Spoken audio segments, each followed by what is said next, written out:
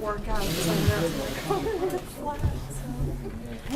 Cute. One of those times for a new yeah, so I went to the Thank you, sir. gas station nearest my office and go back up. Get my coffee Right, here. there's air in it when I got Oh, I didn't know it. I ran. You didn't even tell me that. You know, Fresh from the pump. yeah, I'm sure you do. I thought this was All right, thank you. Headline on. Could you come every other Monday? I know Brendan. I used to work Mother with was sick. Where did this come from? No, I wasn't there when I came over. I see him every now and then. Nice touch. Yeah, I'm interested to see his. Oh, you got the blazer on, huh? We only have the best. Where's the boss? Where's Billy? We get this after 25 years of service. Then I saw his byline in the sun. So happy Where's Billy Martin? He's coming. Huh? He's got a bigger badge than you. We'll wait for him. He's gonna get more years than me. You're an old man. Yeah, let's get going. Good evening, everyone. Seeing as it is 7 o'clock, I'll call the June 1st meeting of the Chelmsford Board of Selectmen to order. Will you all please stand and join us in the Pledge of Allegiance? Pledge allegiance to the flag of the United States of America and to the republic for which it stands, one nation, under God, indivisible, with liberty and justice for all. Thank you. First item on the agenda is open session. Is there anyone here tonight who would like to address the board? All right. Seeing none, we'll move on to committee vacancies. Selectman Joyce, would you like to read those for us? Sure would. Great. As soon as I get to them. Okay, committee vacancies as of 6/1/2015. Bicycle and Pedestrian Advisory Committee, one seat for 3-year term ending 6/30/18. Board of Appeals, one unexpired 3-year term ending 6/30/2016. Board of Appeals, one opening 3-year term ending 6/30/18. Cultural Council, 2 openings, 3-year terms ending 6/30/17. Great Brook Farm Advisory Committee, 1-year term ending 6/30/15. Land Management Subcommittee, 1 opening, 2-year term ending 6/30/16. Tree Committee, 1 unexpired 3-year term ending 6/30/16. If you're interested in any of these positions, please go to the website www.townofchelmsford.us, where you'll find an application, and the form can be emailed to tmoffice@townofchelmsford.us. Thank you. Great, thank you, Bob. So we have one agenda item we're going to take out of order. Agenda item 7, the appointment. Paul? Yeah, thank you, Mr. Chairman. I'm pleased this evening to present to you for confirmation my appointment of Gary Ryan as the next fire chief for the town of Chelmsford effective July 1st. Just to familiarize the audience, both in the room and at home, with how this process works, because I know they've been reading about it in other communities like Lowell and so forth. Basically, in Chelmsford, it's a non-civil service appointment. Obviously, we were expecting the retirement of Chief Curran, so we did have an adequate planning time. And as we approached that, I made the decision to limit the applicant pool to the Chelmsford Fire Department's 2 deputy fire chiefs and 6 captains. We took applications. 2 of the deputy chiefs, both deputy chiefs applied, along with 4 of the 6 captains. Human Resources Director Jeannie Parzielli and I, we conducted interviews of all of the applicants, and then we forwarded 3 of those 6 applicants on to a professional assessment center that was actually held in this room and in 205. And then Jeannie and I actually sat and observed the assessment center activities that went basically a good part of a work day. Basically, Jeannie would be in one room and I was in the other room, and observed their process. And then I received the feedback from the assessment panel. Just for what people understand what an assessment center is. Assessment center is basically, it's a professional panel. In this case, we had the We had the director of the Rhode Island Fire Academy on the assessment center. We had the fire chief from Franklin, the fire chief from Framingham, retired police chief from Burlington, and then a retired HR director, and obviously the company who conducted the assessment center's rep. So obviously there were 6 people on the panel. And basically what an assessment center is, just so people are curious, is the simulation activity. For example, the day prior to the assessment center, they were given a writing assignment, and then they had to come in the next day and defend the position. They also went through simulation exercises in terms of how they would prioritize events in a day and so forth. So again, we had that kind of feedback, and also I had the benefit of having discussions regarding the future of the department and thoughts of the next chief with outgoing Chief Curran, also Police Chief James Spinney, and obviously, again, consulting with our Human Resources Director, Gene Parzielli. And again, following the culmination of these activities, I selected Deputy Fire Chief Gary Ryan for this position. What I want to note is that fortunately the town of Chelmsford Fire Department had more than one individual who was capable of serving as fire chief. However, as we all know, only one can be selected, and Gary Ryan is one who stood out in this process. He has done what it takes, I guess, to be the fire chief. He served the Chelmsford Fire Department for over 21 years, including the last 4.5 years as deputy fire chief. He's also taken the initiative and completed the National Fire Academy Executive Fire Officer Certification Program. He holds a master's in business administration degree, and I have had the personal ability and opportunity to observe Gary Ryan in his professional capacity as he's headed the fire prevention office, and also he's made a number of contributions to the construction of the new fire station next door. I'm confident that Gary Ryan will be a successful fire chief, and I basically would invite him to come up to the podium and introduce himself to you and the community. Thank you, Mr. Chairman. Great, thank you very much, Paul.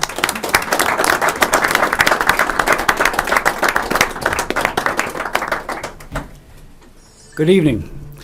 I want to thank Town Manager Cohen and the members of the Board of Selectmen for confirming my position tonight as Fire Chief. It's truly an honor to be selected from among a strong pool of candidates. I know the talent level that resides within the Chelmsford Fire Department, and this town can be proud of having a dedicated and caring workforce.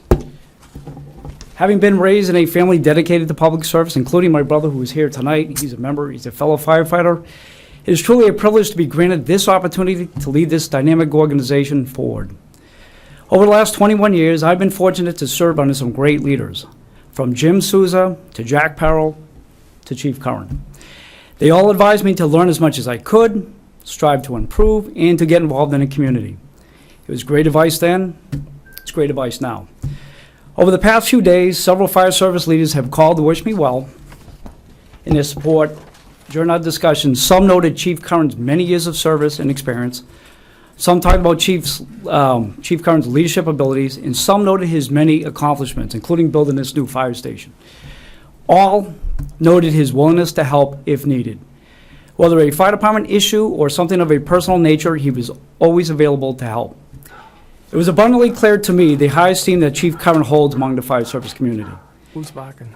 Oh, the dog. It has been an honor serving under Chief Curran. He has served as a mentor to me. He has made me a better officer. Chief, I value your counsel, and I cherish your friendship. I wish you well in your retirement. Chelmsford is served by a highly committed and caring fire department. I stand here today because I personally benefited from the mentoring of leaders and firefighters, both past and present, who I've served under and guided me. I look forward to working with the fire department and accomplishing our mission of providing quality care and improving the community we serve. Today's fire service leaders must constantly evolve and adapt to meet today's challenges. For instance, recent scientific studies have shown the changing fire dynamics within residential homes. The fires of yesterday are not the fires of today. Today, homes are built of lightweight construction, contain more plastic and synthetic materials, resulting in faster fire spread, faster flashover times, less time available for occupants to escape, and a shorter time frame for us to rescue them. The fire service faces additional challenges, as repeated exposure to cancer-causing agents have resulted in firefighters experiencing higher rates of multiple types of cancer. compared to the general population. As chief, I look forward to working with my command staff and the firefighters in addressing these important life safety issues. I look forward to working with the other town departments in addressing quality of life issues and being responsive to community needs. I appreciate the support that has been extended to me. To my wife Terry and my son Brady, I thank you for your constant love and support. I know these past few weeks have been a little stressful, but you know I can't do this without you. You know that I love this job, but know that I love you more. I'd like to thank everybody for coming out tonight and showing their support, and I will work hard to move this organization forward. Thank you.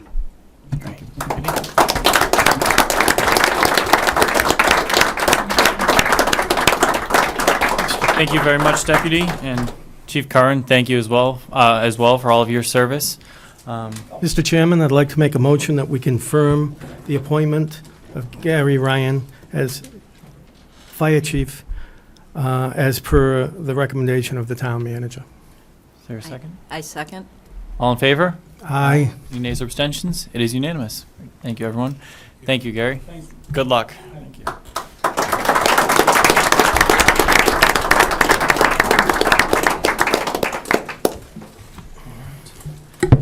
Thank you, everyone. We'll now move on to agenda item number 4, dangerous dog hearing for 11 Joyce Street.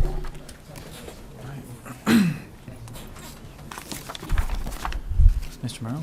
At this point in time, I would like to ask anyone in the audience who is interested or may be speaking during this dangerous dog hearing to come up to the podium to be sworn in for your testimony.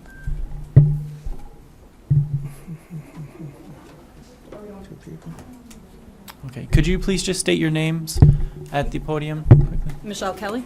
Okay, and you, sir? Sean Kelly. John Kelly, okay. Will all three of you please raise your right hand? Do you swear that the testimony you're going to tell tonight is the truth? Yes. Okay, thank you. Okay, Mr. Merrill, we'll start with you. Good evening, ladies and gentlemen of the board. Again, we're here, unfortunately, with a situation for a dangerous dog. The package, as it explains, the dog resides at 11 Joy Street. On the evening of the 21st, he escaped his residence, ran across the street, and bit a child that was playing basketball in his own yard. You have the photograph.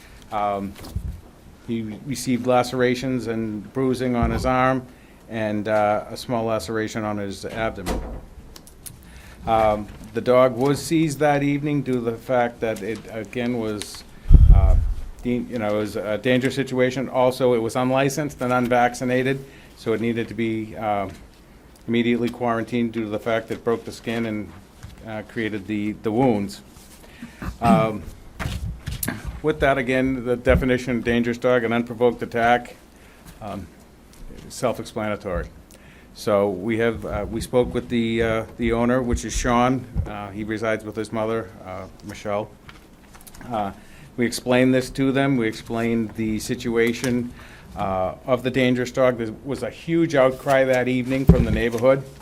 There was a number of neighbors there that stated that, they've had issues with this happening before, not so much the bite, but the dog getting loose, and having numerous altercations with the neighbors, barking at them and pretty much running at large. So with that, we requested the dangerous dog hearing. The dog is still currently at the dog pound under quarantine. It'll be released today.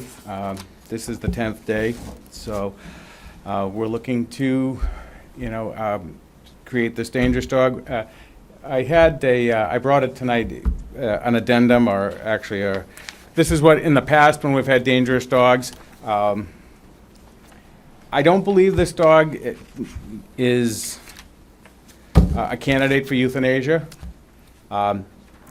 She is very high strung. She is reactive, so she will bite. But I think there's an opportunity where if we get an agreement from the owners that they will be diligent with this effort to keep them under control, keep them muzzled when it's outside, escape-proof enclosures, away from people. I think there's a possibility that this dog, could, live the rest of its natural life without any problems. That being said, I would suggest, as we have in the past, that if and when they don't abide by what the decree is, then the dog would have to be seized and would be euthanized. Okay. Oh, very good. Thank you. All right. And, Mr. Merrill, before you step back, we accept more public input. Has the dog been licensed and vaccinated as of today, or is that something that would happen after you release the dog? It could not be vaccinated during the quarantine period. Okay. So without the vaccination, you can't get the license. So okay. I would, when the dog is released, either tonight or tomorrow, I would make it as part of the conditions that within, immediately, if possible, or within the next 48 to 72 hours, they have it vaccinated and licensed. Yes, Janet? How has the dog been acting in quarantine? I mean, do you go in and? No, I can't interact with her physically. I can allow her to go to an outside kennel. She will traverse. She won't attack me, but you can't get close to her. One time that we have tried to, move her into a new cell, she did attack the pole. So she's a fear biter, so something actually, startles her, or it's something that she's not used to, she will bite. The child playing basketball, be it the basketball, the movement, that was probably the cause. So yes, she does bite. The night, we took her, Mr. Kelly brought her to the pound due to the fact, as soon as she saw me in interaction, there was, hackles were up. She was, not pleased. So. But you're used to that. Unfortunately. Fortunately, Lately more than ever. So she is less aggressive than we've had on some of them, but still has the propensity and potential to do some serious damage. Eric, how long was the dog been in town without being licensed? Since, you believe, October? October Yeah. 2014, Mr. right? Kelly moved back to his mother's residence around then, so, and that's, her rabies expired in November of 2014. Well, I always try to take your recommendation on when I'm making a judgment on these hearings. It's just that, I'd like to see maybe some consistency, so if you know what I mean? I know every case is different, so. Right. I'm listening to you. I know we had other cases that have been. This dog is not as, it didn't, the wounds, yes, they were there. They weren't as severe. They weren't as, I don't want to say vicious, but they weren't as continuous and as damaging. It was definitely a bite, but not a mauling as the others were. So, different dog, different situation. Kind of the same, out of its yard, on, public property, unlicensed, unvaccinated. So that's similar, but definitely a different dog and a different damage. Eric, if I could, I think it says in the reports here that there are maybe a total of 5 dogs on the property, multiple dogs not being licensed. Have any of the other dogs been addressed? Yes. Licensed and things like that? Mrs. Kelly has, we told her that night to, Yeah, Michelle and Deshawn, you can definitely come up now and, I brought, so I have 3. I have 3 little dogs. I have 2 Chihuahuas and 1 Chiweenie, which is a Chihuahua Dachshund mix. Then I have my middle son's dog. He recently, he was living in Carlisle. He got married and they moved to Ames. Well, he moved could you with his please wife. move just a Sorry. little closer to the microphone? Yeah, so he people- moved in with his wife in Amesbury, and there's no dogs allowed in, I guess, in complexes in Amesbury. There's like bylaw. If you have more than 3 units, you can't have an animal. So I've had his dog for a couple of months, and they're looking to move the end of June when their lease is up. So I guess you said, like, I have care and custody of him. So I did go and make sure he was up to date and got his license. So these were the 2 of my dog, and then the one that was in my care and custody. My other 2 have been licensed right along for years. And then the 5th one is, my ex-boyfriend's dog, and I was just minding him. He comes for a week or so every couple of months. Since we broke up, the dog loves the both of us. So I went to the city of Lowell and I got his license. So he actually resides in Lowell. He just comes to visit for a week or so. Okay. So do you need to see these or? As long as Eric has seen them, then that's, I think, sufficient. Okay. So 2 of the dogs are yours, and 2 of them are Sean's. Is that correct? Nope, no. So I have 3 little dogs. Okay, all I have, 3 are yours. Yeah, I have Scooter, Brownie, and Lilo. Okay. And then, Chihuahuas and the Chiweenie? yeah, a mix of a Dachshund and Chihuahua. Okay. Yep. And then I have my middle son, well, my middle kid, the younger son's, it's a Staffordshire Terrier, so he's just an old, lazy lump.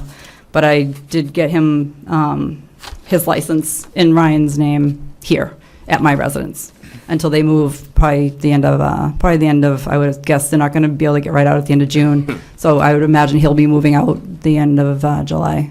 So who owns the pit bull? Which one? The female was his. Okay. Yep.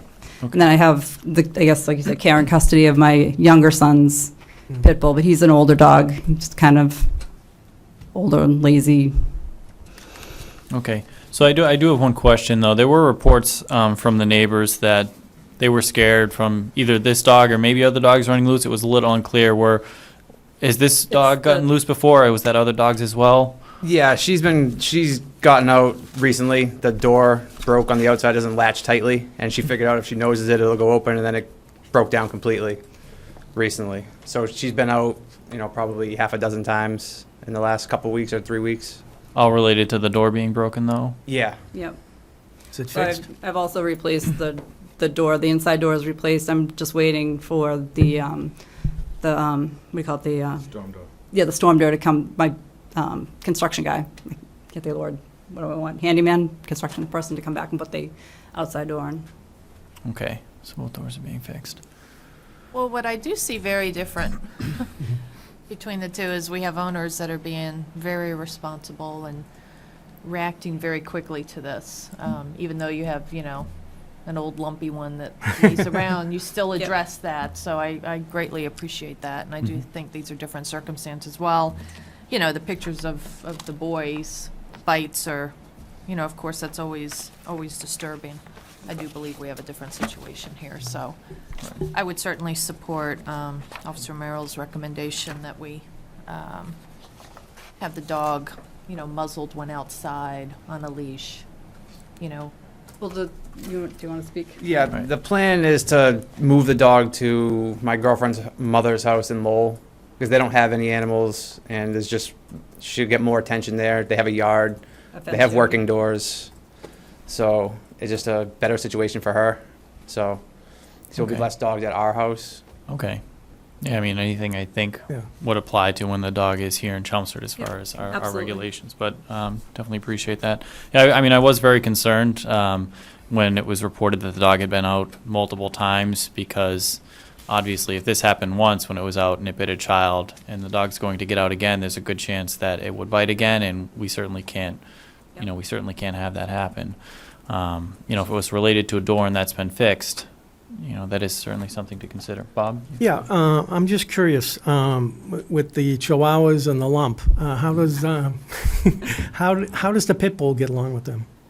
She's fine with the dogs that she grew up with as a puppy. Right. She's never showed any human aggression until this time. I mean, she's had problems with other dogs that she never grew up with. Mm-hmm. But she's fine with the other dogs, and I have friends with dogs, and she grew up with them as a puppy, and she's fine with them. It's just And she's spooked easily, very easily. He has a 8-month-old baby, and she just loves the baby. She gives her kisses, and Well, doesn't pit ever bulls- bother.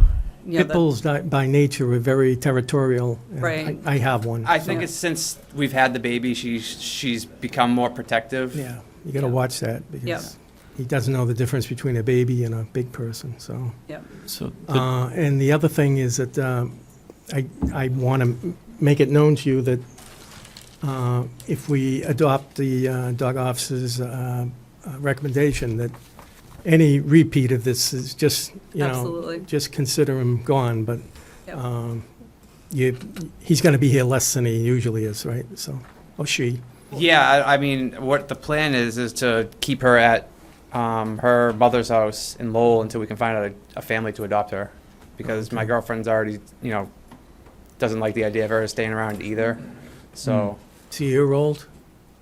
the dog Yeah. is just about 2.5. Has the dog been at your mother's house most of its life? No, we lived in Nashua. I lived in Lowell with my girlfriend, and we had her there. Then we moved to Nashua, and she lived there with us, and she was licensed and had her rabies shot there, but everything expired apparently. Okay, just this And then we That's my moved fault. I back. thought there was a 3 years, because my dogs get the 3-year rabies, and just didn't occur to me that it was only the 1-year vaccination. Okay. All right, any more questions or comments? Yes. I'd like to add, I spoke with Mr. Kelly this afternoon and did inform him, under the state law, with the deeming of the dog dangerous, which I think it's necessary due to, the potential for further, that once it's deemed dangerous, that follows, and anytime it's transferred ownership, they have to let them know that, the dog has been deemed dangerous, and there are requirements throughout the state and throughout the dog's life, so we just want to make sure that everything's understood. Even if it goes to Lowell, the dangerous dogness will follow Okay, right, with him. correct. Well, this is a public hearing. Is there anyone else in the audience who wishes to speak on this matter? All right. Seeing none, I'll entertain a motion to close the public hearing. I move to close the public hearing. I'll second it. All in favor? Aye. It's unanimous. I would entertain a motion first to deem the dog to be dangerous before we make our decision on what to do with the dog. I make a motion that we deem the dog dangerous that is currently residing at 11 Joyce Street, belonging to the Kellys, Sean Kelly. Sean Kelly and et al. You can say Dakota, female pit bull. named Right, Dakota. Dakota, the female pit bull. Okay. That's it. Is there a second?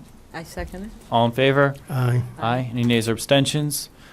Okay, and as far as what to do with the dog now, I know it seems that the will of the board is to accept the animal control officer's recommendations. We do have a copy of them here. You can basically read through them. Was it all these recommendations, Oh, just- Eric, that you essentially? Anytime the dog leaves the house or is in public or has access to people, it should be muzzled. The dog must at all times wear a distinctive red and yellow striped collar, even when it's in the house. When outside, it should be in an escape-proof enclosure with a minimum height of 6 feet, made of galvanized wire mesh or chain link, minimum of 14 gauge with no more than 2-inch squares, or welded wire in a minimum of 10 gauge and 2x2 squares. The welded wire chain link must be attached to a sealed concrete floor with a minimum thickness of 4 inches and sloped for the removal of effluent, or be buried to a minimum of 24 inches in the ground. The enclosure must have an escape-proof roof of high tensile strength mesh, wood, or metal. Doors must be spring-loaded with a gasp and lock. Line post must be a minimum of 1.87, and terminal post must be a minimum of 2.37 inches. Dangerous dog signs must be posted. The enclosure is to be constructed and maintained so that the dog cannot escape under, over, or through the enclosure. It's to be constructed so that a person cannot have access to it without the assistance of an occupier of the property who is above the age of 18. It should be designed to prevent children from having access to the enclosure, and not to be located on the property in such a way that people are required to pass through the enclosure to gain access to the property. So that is if the dog is to be placed outside. And again, just to reiterate, if the dog is outside or in public or around people, it must be muzzled and have that collar on at all times. Any additions or questions regarding that, members of the board? Is there a motion? Sorry. Any further incidents? Oh, and Oh, yeah. I think I said that. Oh, include it in You can include it in in the the motion. motion. Yeah. And that a more severe action by the Board of Selectmen, including euthanasia. should we say if there are any violations of this, the dog will be Subject to being impounded seized. and seized, and another dangerous dog hearing will be called to take further action? Okay. Okay. Friendly amendment. But You're that- moving, so you're moving that I'm motion? moving that motion. Thank you. Second? I'll second that. All in favor? Aye. Any nays or abstentions? It's unanimous. Okay, thank you very much for your cooperation this evening. Thank you very much. Yep. Thank Have a you. good evening. Thank you. Just a quick question. Paul, will they receive a letter? Yes, we will send them a A written formal order. letter? We'll send them a Okay. written order, the owner a written notice probably by the end of this week, that basically confirms the order and the rights of appeal and so forth. It comes from the Board of Selectmen? Yeah. Okay. Reports and presentations. The Chelmsford Water District is here to provide us with an annual update, provide an update to the community.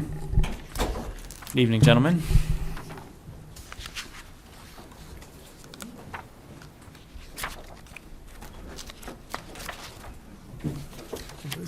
Oh, there's Billy. There's Billy. Thank you, Mr. Chairman, members of the board, Mr. Town Manager. My name is George Allen, and I'm from Stantec, and with me tonight are the Board of Water Commissioners, Chairman Bill Martin, Ron Wetmore, John Harrington, and Water Superintendent Bob Delaney. And so as we've been doing for about the last dozen years, we come in before the board to give the board an update of the activities of the Water District over the past year, but also the opportunity for the residents to see what's been going on and to raise the awareness of the residents regarding the importance of water, which I know this board is well familiar with, and the new fire chief, I'm sure, is familiar with, as is Chief Curran, how important the water supply is to public safety, public health, and indeed the overall economic growth of the community.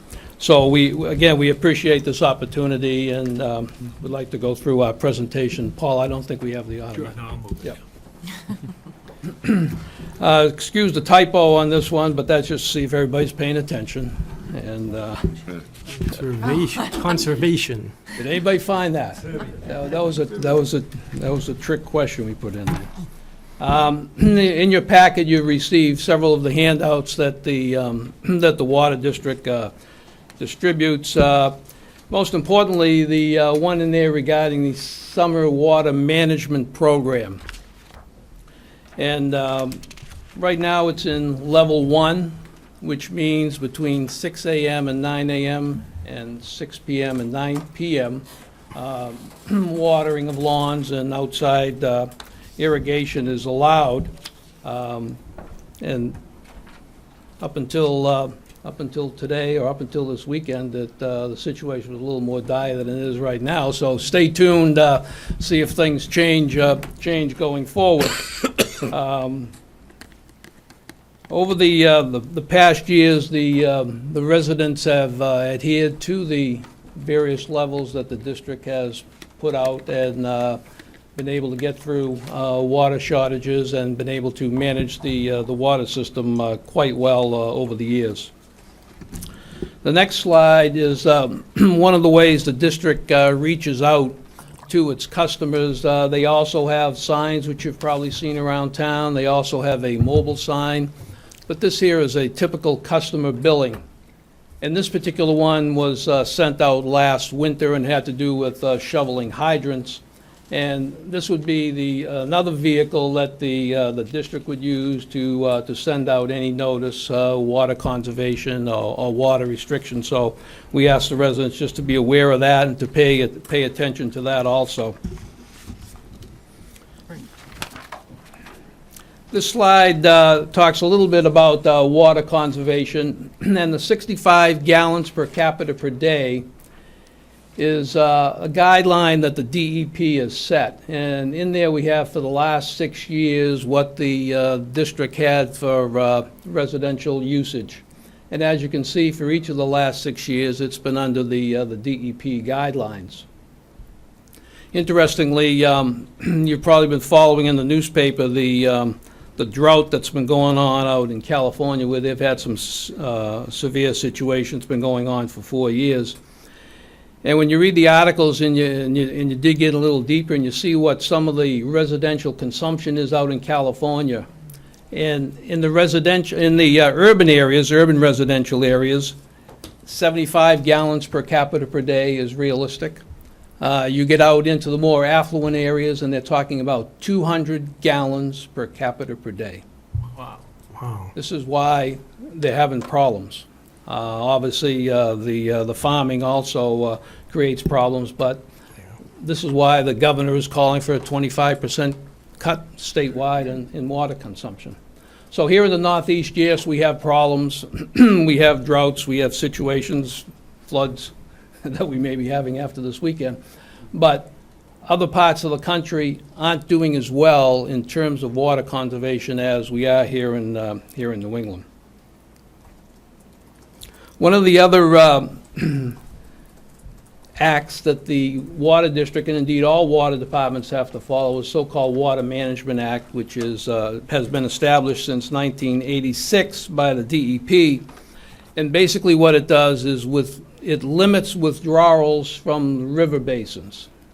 And the Water District has wells in 2 river basins, the Merrimack Basin, which contains the Crooked Spring Water Treatment Plant, and they're limited to 1.73 million gallons a day on an annual basis.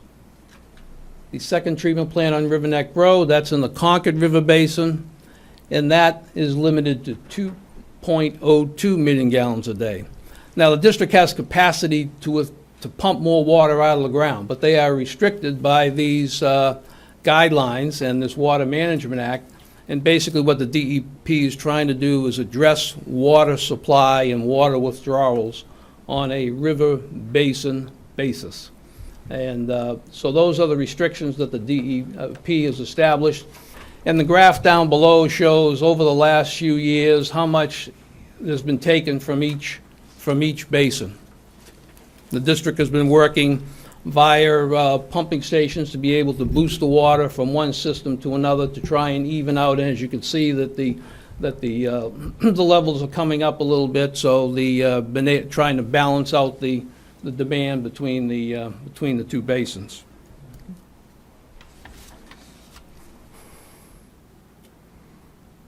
So over the last few years, you can see on an annual basis the total volume that has been pumped, that the district has pumped.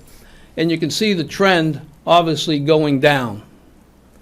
And that reflects what's going on statewide also. Statewide, the water consumption has been going down. Again, a reflection of water conservation, people's awareness of water conservation. So there's been a trend downward, and that's a tribute to the residents in terms of adhering to the guidelines. This chart is realistic, probably more realistic before this weekend, but it was put together by Todd Melanson, the district's environmental compliance officer. And it shows the the rainfall over the last 4 years. And up until this last weekend, that orange line, which shows 2015 through April, showed we were running about 5 inches behind average. Yeah. And the yellow line is from 2012, which you can also see is a dry year. And on an average basis, this part of Massachusetts gets anywhere between 42 and 45 inches of rain. And according to Bob Delaney, the superintendent, and Todd Melanson, over the weekend, half an inch of rain came in, and today over an inch of rain. I don't know what the latest was, but it was over an inch of rain, an inch and a quarter today, and more coming tomorrow. So while it will close the gap, it still could be below average. In addition to that, the wells themselves, the water level in the wells are running 1 to 2 feet below normal. And people may think, we had 110 inches of snow, how can we be, below normal? But if you remember, as you're out there with your snowblower, how light and fluffy it was and blowing all over the place, the water content of that particular snow, most of the snow that we had was very, very slight. And so it was only equivalent to about 5.5 inches of rain. So that 110 inches of snow was only equivalent to 5.5 inches. So that's the reality of all the snow that we had.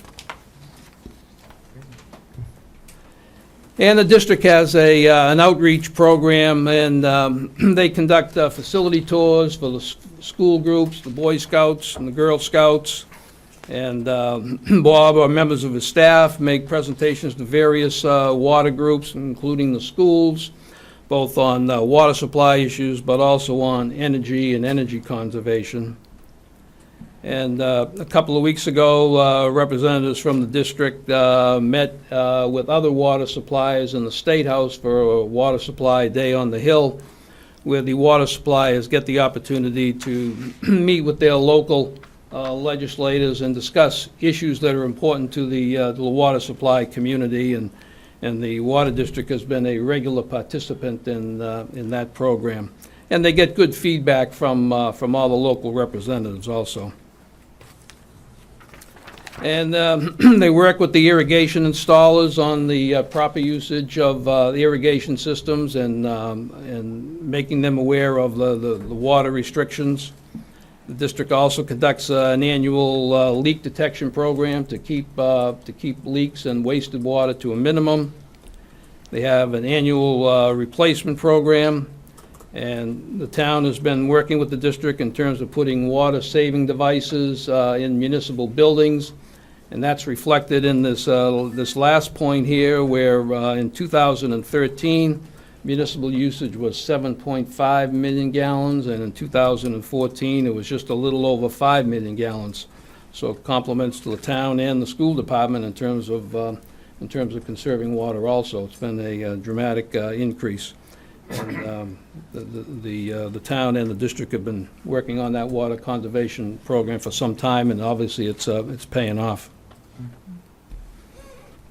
The Water District has a website which provides updates on local weather and on the solar production. The solar facility, which is out at the Crooked Spring Water Treatment Plant, you've all heard us talk about it before. And in 2014, it produced 541,000 kilowatt hours of electricity, which translates into about $109,500 savings in electric costs. And the total saved to date since the facility has been running is $440,500. So that's helped keep the cost of electricity down. And as you can imagine, electricity is a big item in the budget with all the pumps and equipment that the water department has to use. So that's a big benefit, having that solar facility. The Water District also puts his so-called consumer confidence report, or water quality report. That has to come out annually per EPA by June 30th. And the Water District puts that on the website, chelmsfordwater.com. You can find it on there. In addition, you go on the website, you can find other information about the water quality, water supply, and rules and regulations, and you ought to check it out. We urge the residents to do likewise. And any interested groups that might be interested in any tour or learning more about the facilities, Todd Melanson, the environmental compliance manager, does a great job at that. He's always looking to show off the facilities. So we'd encourage anybody who's interested to give them a call at 978-256-2931. I'd like to talk a little bit about the 3 water districts within the town. I know the board is aware of it. Many of the residents might be a little unclear on that. So in the map here, we've outlined the 3 water districts. The reddish color up on the north, and not surprisingly, is called the North Chelmsford Water District. And the smaller area to the right in blue, that would be the East Chelmsford Water District. And then the Chelmsford Water District is the main part of the town, and that's located right in the center of town, and that's what you see white on the slide. The water district, Chelmsford Water District, has 2 major service zones. In addition to that, there's one small local pressure zone up around the Lock Road area.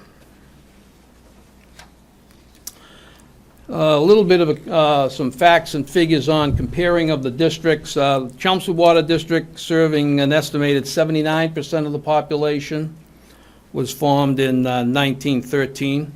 And as you remember, when we were here last year, we talked a little bit about their centennial celebration.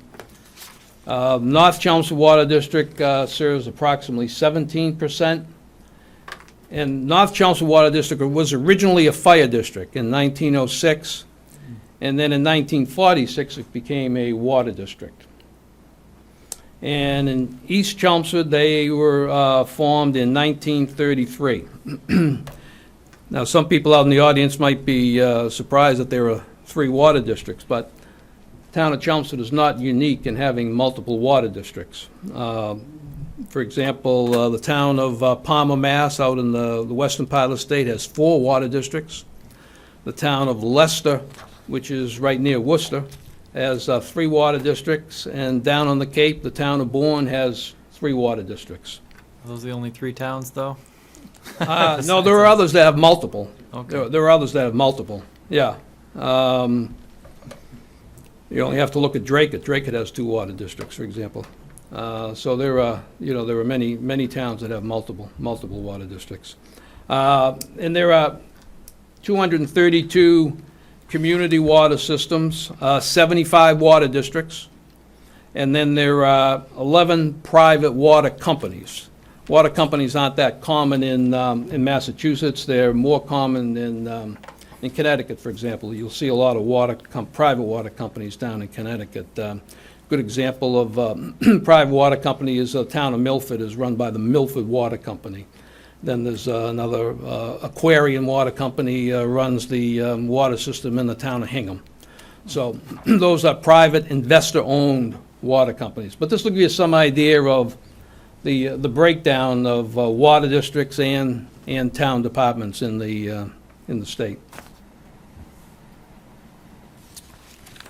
Some additional information on the comparison of the districts in terms of average day demand. You can see Chelmsford Water District, it's over 1.8 million gallons a day on average day. North Chelmsford's about 620,000 gallons a day. East Chelmsford, we estimated that one, and it's probably in the 250,000 gallons per day. We didn't have any hard numbers for that one.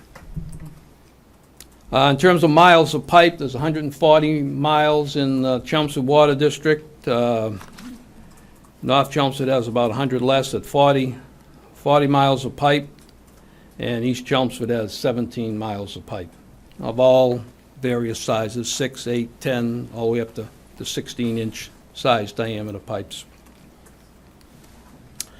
The number of water services, every residence and building has a water service. Chelmsford Water District has 8,174. The North District has 2,756, and over in East, they've got about 625 water services.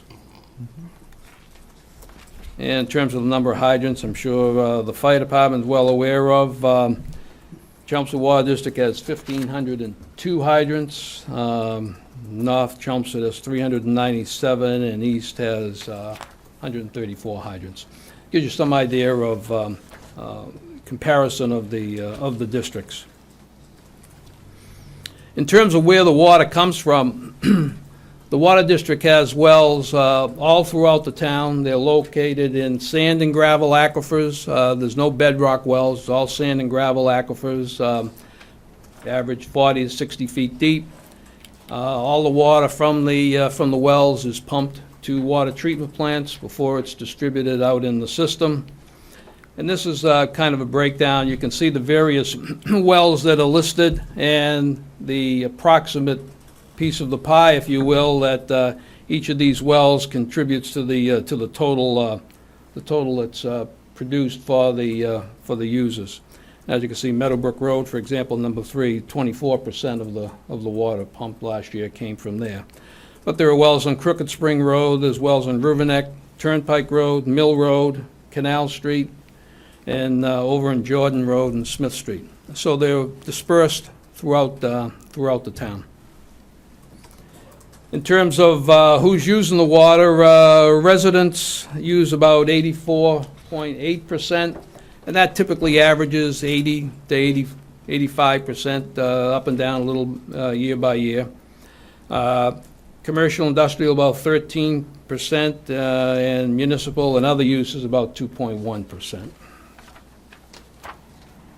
Just a couple of facts from 2014. The annual pumpage, as we showed on one of our first graphs, the Water District pumped 883 million gallons, including the 125 million gallons that they sent to the East Chelmsford Water District.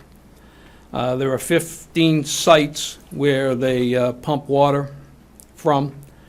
The maximum day usage in 2014 was June 29th, 3.87 million gallons were pumped that day.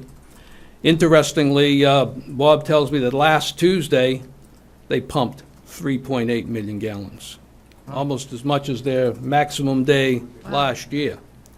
So, obviously, all this rain is going to help and back off a little bit, give the wells a chance to recover, but you know, with this dry spell we had in May, and it's not unusual in dry years that you can get your maximum day pumping in May. And as we mentioned, the residential gallons per capita per day is 58 gallons, number of services, 8174. Storage tanks, and we've talked about this in the past, the district has, in storage through 5 tanks, they have 15.3 million gallons of storage in their various tanks. And the cost of 1 gallon of Chelmsford Water District water is half a cent. Right. It's a good deal. Good deal. Good value. The other thing we'd like to touch upon tonight is water quality and some of the key parameters that would be familiar to you folks and to the residents at home.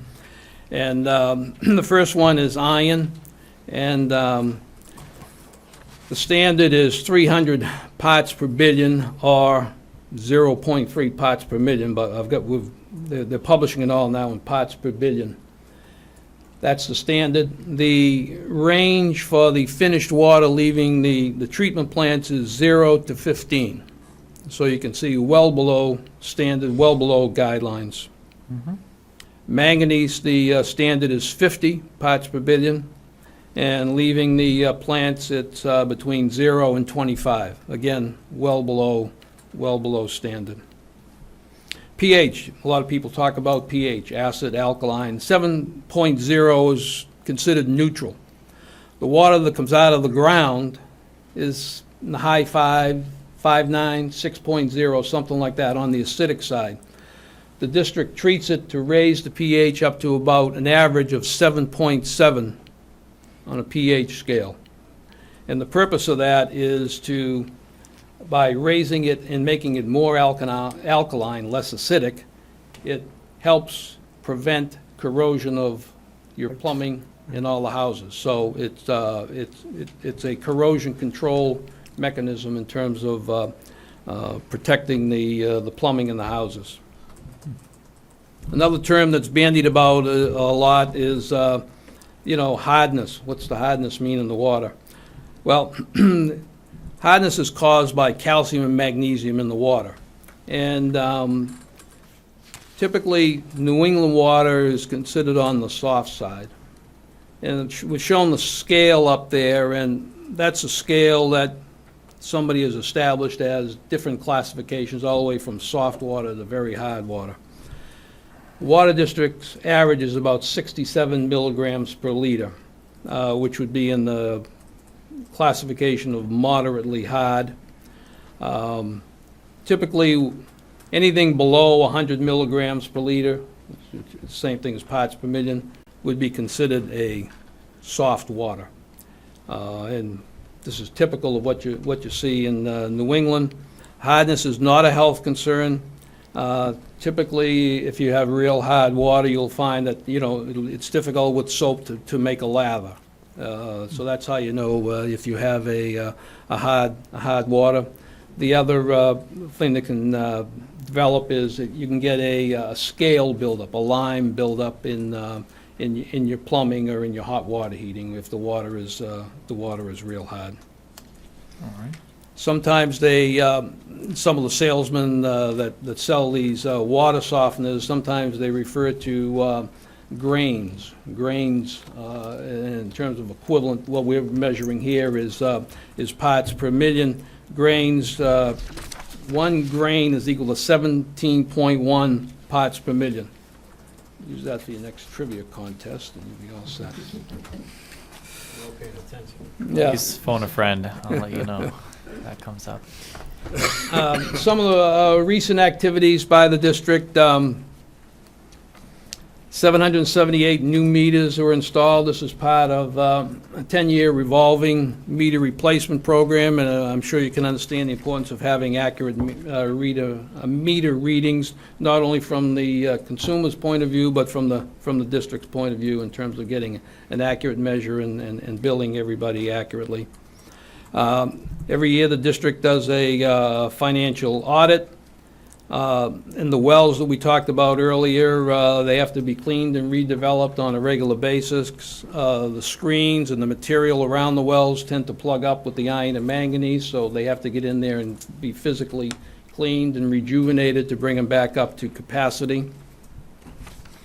The district also has a flushing program where you'll see them out there flushing the mains and cleaning any sediment that might be in the mains, and they create with the flushing program, you create a higher velocity to stir everything up, so then during normal operation, you don't get any sediment going back into solution and coming into people's houses. There were 29 water main breaks past year, some of which I guess could be contributed to the bad winter, and frost really went down into the ground this year. I think it was down as much as 5 feet, Bob? Yeah, we have 5 feet. 5 feet of frost, so that might have precipitated some of the breaks. The district is now working on completing a water main from Durrell Drive to Meadowbrook Road, going underneath the railroad. This is going to help the reliability of the water system in that area. And at the Riverneck Road Water Treatment Plant, had to replace the filter media, which is a regular maintenance thing every 10 years or so, to replace the actual media that's doing the filtration, taking the material out of the water as it passes through. And the district has worked with the town DPW on Boston Road and on Warren Avenue on their projects. And 1 new hydrant has been installed, and 7 old ones have been replaced. Here are a couple of photos of some of the facilities. This one being the Crooked Spring Water Treatment Plant. You can see the solar panels around the perimeter, and in the center there you see the lagoons for the backwash lagoons. This is the Crooked Spring Water Treatment Plant, and this is the solar facility that we've been speaking about. It's been in operation, I think, about 4 years now. This next one is the Lock Road elevated tank that went in not too long ago. It replaced a smaller elevated tank that was there. The district did a lot of landscaping in the area, and all the neighbors seem quite pleased with the site now. As part of the same facility, the next slide shows 2 small pump houses to boost the water into that small localized area up there to improve the pressure in that area. And there's also a standby gas standby generator to power those pumps in case of power failure.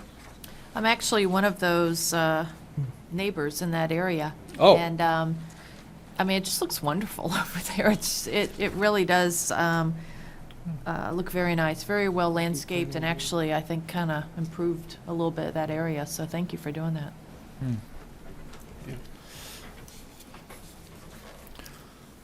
We always talk about, the cost of water, and, you can talk about the cost of water, but then you also can talk about the value of water, and, and some people may think that, well, water should be free. It comes down from the sky, right? It's free.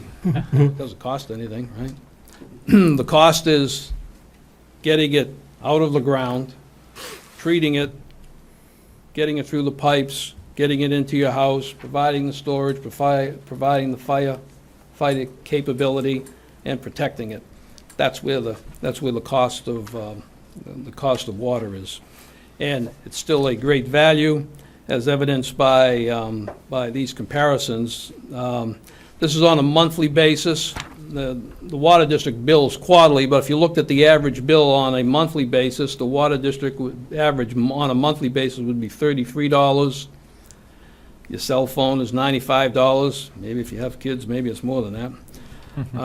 Gas and heat could be $100 a month, and electricity could be $110 a month. And then you get your internet, phone, and TV, and everything else, and all those sports packages, you can be $175 a month. So it's still a great value. Again, as we said at the beginning, it's public health, public safety, and economic growth. So supermarket, you want to get that high-priced stuff, pay $2 a gallon, or you can get the stuff that you get right in those bottles that the water district gave you tonight, and that's a good value and good tasting water, half a cent. You guys should get some of this water in the supermarkets. You'd make some pretty good markup, looks like. We thought about that. Hey, Bill. I know we've grumbled about it in the Bill past. Martin. $1.50, you'd be undercutting Chelmsford everyone. Water District Bottled Water Division. There we Yeah, go. that's it. Yeah.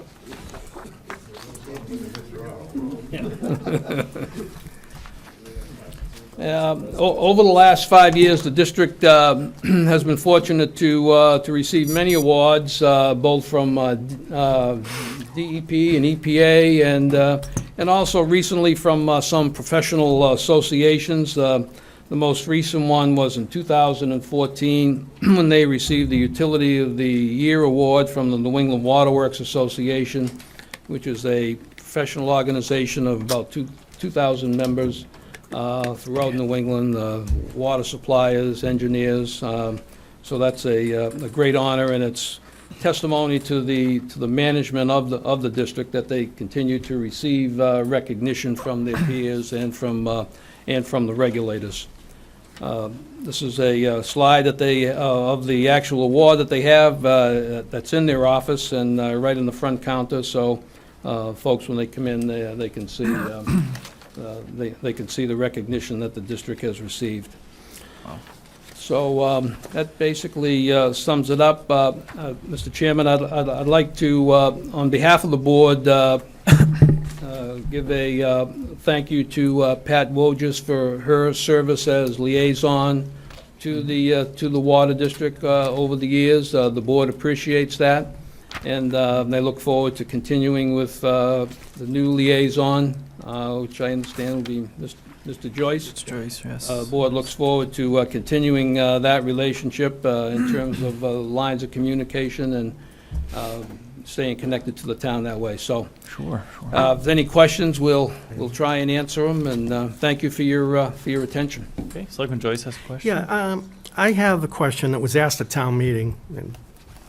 The municipal usage that you state, is that just east and center? It doesn't include north? That slide that has municipal usage?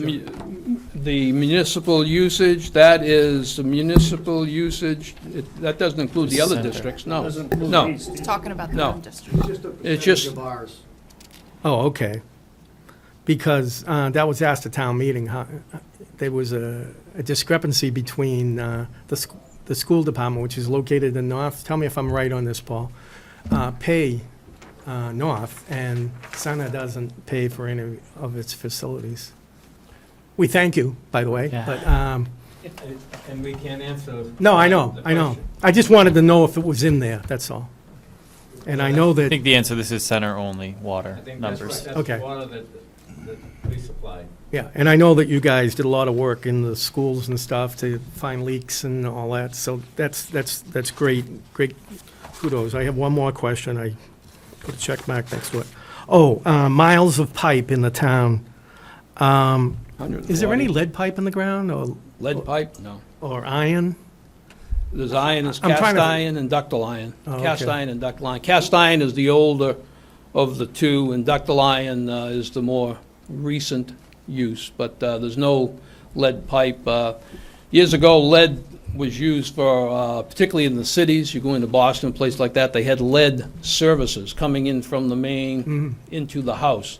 but those have been replaced in all Yeah. the cities. What I'm wondering is there still a lot of pipes that need to be replaced in Chelmsford due to age? Because I saw this week somebody had a break, I can't remember, some podunk town down near the Cape.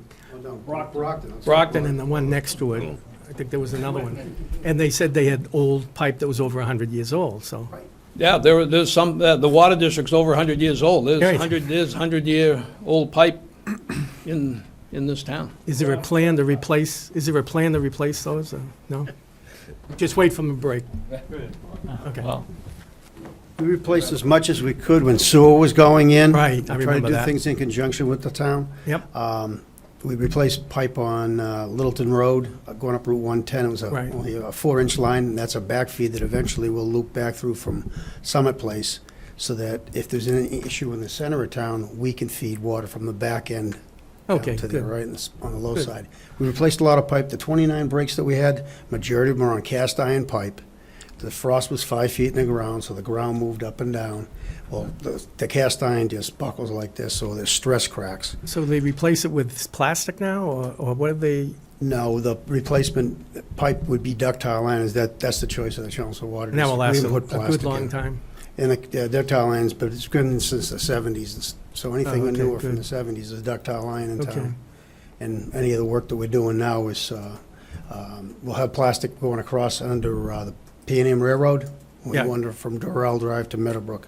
Okay. That'll be a directional drill. That's the project we've been working on for the last couple of years with the Okay, railroad. thank you. And one last thing, I want to thank you for coming in. This goes back like 20 years to the first time when I was on the Board of Selectmen, and it was a very hostile, kind of a hostile environment, but this is really good. I think it's a good opportunity for both of us. People that are watching TV can see what's going on with the water department. And my question is to Paul, and that is, do we invite the other districts to come? Yes. Okay.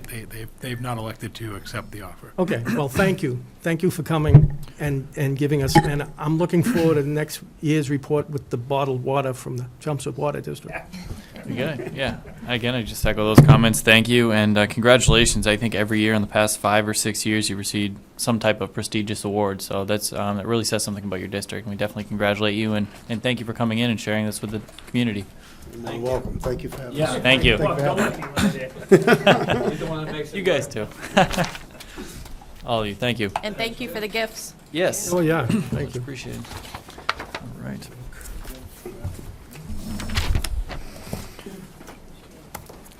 Next on the agenda, Town Manager Contract and Bid Awards. Good night. Right, Night. Yeah, we just have a continuation that was tabled at the last meeting regarding the tow contract award. Okay. Chief Spinney was here, I just had to step out. Oh, you mean, and I see Christopher is here. the chief was here. Yeah, Chief was here. Let them- Do you want to do the bid awards, Paul, quickly? Well, I mean, it's just, Again, you tabled it at the last meeting.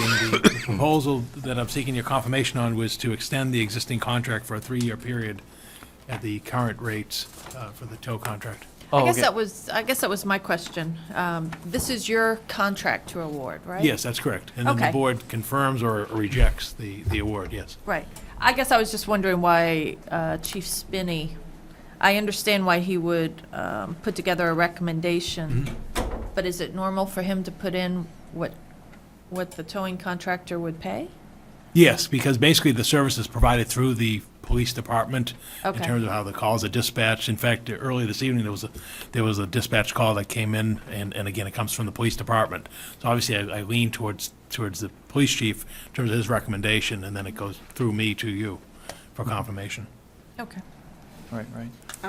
I had a few questions. I was actually going back and I found an article in the Lowell Sun from 2012 indicating the last time this contract was extended for 3 years, that there were 3 other contracting companies out there that were very upset about not having an opportunity to bid, and that having been so many years, 5-6 years since this was originally awarded to Christopher's, whether, it would be, better for the town to look at, opening this up to all the other contractors out there, just, because it has been so many years. Again, I can give the history on this, is that I first bid this contract in 2007. In June, we awarded the contract at that time to Christopher's Towing on a competitive basis. That was, at that point, it was $40 per tow and the $25 administrative fee. And that was a formal RFP, the whole process. We went back out in May of 2010, so it was 5 years ago. We did a second formal RFP for the towing and storage of vehicles. At that time, there were three bidders, Christopher's Towing, Ferrera Towing, and Stewart's Automotive. At that time, the board awarded the contract to the highest vendor, and that was Ferrera Towing. And that was the $90.25 per bid price. And then the board rescinded that contract. And then, therefore, less than 2 years later, we extended the agreement to go in July of 2012, which is the agreement that exists today. And then, as we said, where we sit today, that fee was increased, again, was to $55 plus a $25 administrative fee. And then what we're asking at this point is to extend an additional 3 years. At this point in time, I don't know of any other credible vendor in the town other than the previous contract award that the board, we revoked the contract from. And as you can tell from the chief's recommendation, which I support, is we don't believe it would be interest of the town to at this point, allow that vendor to provide the service again. Again, that could change in 3 years if the board approves this contract, but at this point in time, I'm not aware of any other credible vendors who can provide this community within the community. And why that matters is the requirements require that the contract be, responsive in the community as well as the storage within the community. So at this point, that's why we've taken this action. It just, we know that there's at least one other person in the town, but just throwing it out there, Christopher could very well win it that next time and the next time after that, but it just seems that giving people the chance to, we're not just talking about $90 per tow, because there's obviously other fees associated with most of these tows. There's cleanup, disposal, the storage fees, any other additional equipment coming in, fuel, personnel you have to put out there. And so we're giving somebody a lot of money as the exclusive vendor of this service in the town. But it's not exclusive. At the time the service is called, they have a right to their own tow. It's a police requested tow that they remove the scene. The owner of the vehicle does not have to use the challenged vendor, and that's been made clear. I guess I don't understand what the alternative is, because it's not like you and I could go out and buy a tow truck and be a credible vendor to the service. So if you're saying, why don't we rebid it, I guess the question is, who else would respond to it in the community? Again, this Lowell Sun article indicated there were at least there were four towing companies in the town at that time. It's been several years. I understand that at some point we did revoke the contract for the last high bidder, but at the same time, the Board of Health will go into a restaurant, find deficiencies. We don't all of a sudden never give that restaurant another chance.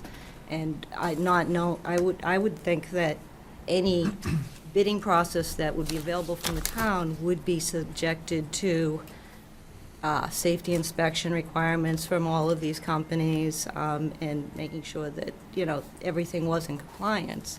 But that it seems like the process needs a little bit more transparency, as opposed to it's been going on for 6 years, 7 years, and we haven't given another look at what's out there. I don't like the word transparency, because it assumes that we're not being open and honest with what we're doing. I think we have been very open and honest.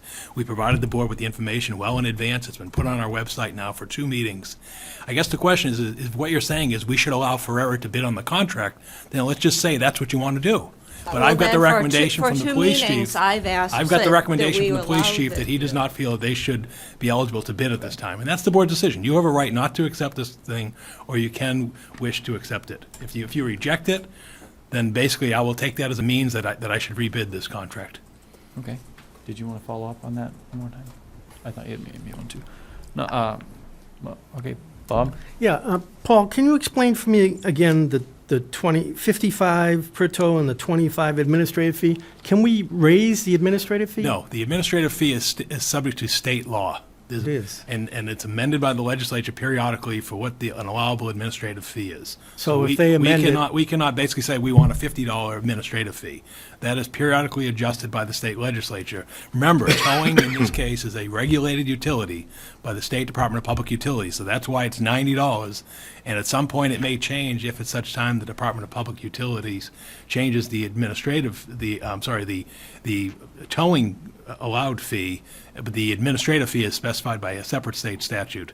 And again, it hasn't been amended by the legislature now in a couple of years. I thought it was, you just said, how much? $80, $90? No, that's the DPU permitted fee. The Okay. administrative fee is a separate provision of Okay, statute, but which is when- set by the legislature. When he tows something, it costs $55 plus $25. No, it costs $90 plus $25. Oh, okay. Where am I missing that? We That's get not we on get here. paid 55 out of the 90 Yeah. that is charged. And we also receive the $25 administrative fee. Oh, okay. Because he's serving as basically a pass-through. Right. Oh, okay, so we do get more. We get $80. We get $80 per tow. Okay. The vendor gets that plus the difference between the 55 and the 90, which is 35. And as Laura correctly noted, they also can be subject to additional fees, such as the storage of the vehicle, depending on how Right. long it's left at the lot and so Right. forth. Clean up. Clean up, which, as Laura notes, is a for-profit venture. There's no disputing that. Yeah, Did you but- have a final question? Yeah, another question. Yeah, so $80 goes to the town, and then how much goes to the tow truck? They get another 35. That's the difference between the 90 versus the 55. Okay.